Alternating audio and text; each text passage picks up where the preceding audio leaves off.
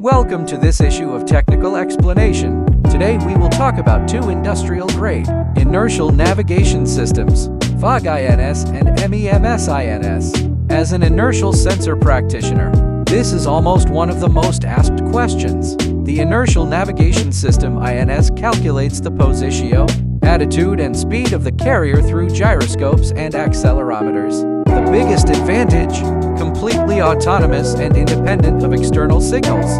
MEMS-INS, based on micro-electromechanical technology, low in power consumption and low in cost, suitable for AGV, drones, robots, agricultural machinery, etc. FOG-INS, based on the Sagnac effect. It measures angular velocity by light interference. With high accuracy and small drift, it is often used in high-end scenarios, such as surveying and mapping, military industry, rail transportation, and navigation base stations. How to choose? Look at 4 points: accuracy, budget, size, and power consumption. General accuracy, cost-sensitive, used for medium and low speed. Mobile platforms. Choose MEMS-INS. High accuracy requirements, long-term stability is key. Choose FOG-INS.